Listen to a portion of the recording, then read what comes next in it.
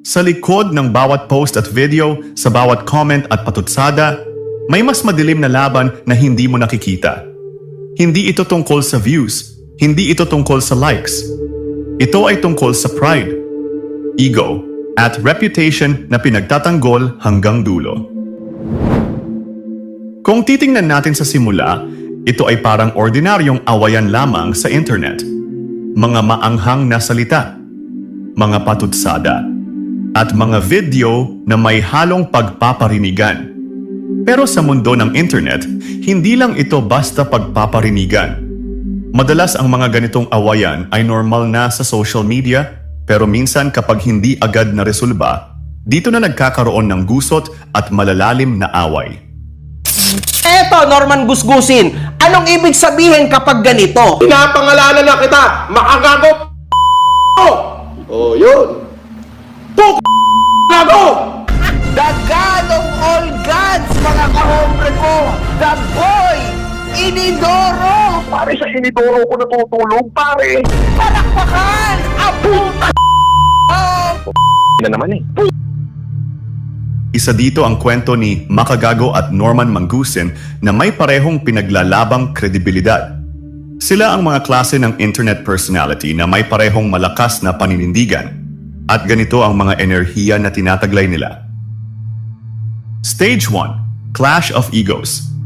Kapag ang dalawang matitinding personalidad ang nagbanggaan online, hindi ito matatawag na basta disagreement lang.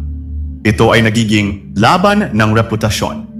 Laban kung sino ang mas dominante. Laban kung sino ang mas paniniwalaan ng publiko. At sa ganitong sitwasyon, ang audience or mga viewers ang nagiging hukom. Ang bawat post, bawat video, bawat livestream ay parang isang courtroom na may libo-libong nanunood. Stage 2. Conflict becomes identity. Habang tumatagal ang banggaan at awayan, hindi na lang ito nagiging tungkol sa issue. Ang mga patutsada at parinigan ay nagiging parte na ng pagkatao nila. Kapag umatras ka, talo ka. Kapag tumahimik ka, parang katumbas nito ay pag-amin na ikaw ang nagkamali.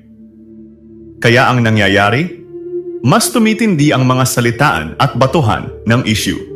Mas tumatapang lalo ang mga salita at mas nagiging personal.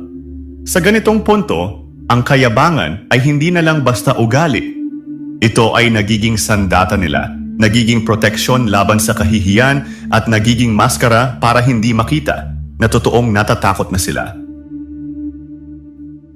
Stage 3. When the battlefield moves to law. Kapag ang online war ay umabot sa usaping kaso o mga legal na action, ibig sabihin, ang labanan ay hindi na lang para sa viewers. Hindi na lang para sa pride. Ito ay nagiging laban para sa pangalan, reputation, at kung sino ba ang may control sa sitwasyon. Kung titingnan natin sa psychological lens, ito ang moment na hindi na sapat ang manalo sa comments at dami ng supporters at followers. Mas matimbang kung sino ang panalo sa totoong buhay. At dito mas lalong nagiging madilim ang dynamics. Dahil kapag legal na ang usapan, ang dating kayabangan sa online ay napapalitan ng pagiging desperado, pagtatanggol sa ego na ayaw masira at pagpapanggap na malakas sa harap ng publiko kahit nahihirapan na.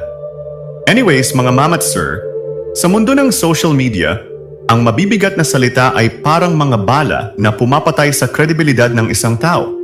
At ang magandang reputation ay parang nagiging panangga at sandata laban din sa mga mabibigat na salita. Ganito ang nangyayari kapag ang dalawang ego ay tumangging umatras. Ang banggaan ay hindi natatapos sa mga komento at batuhan ng mga masasakit na salita.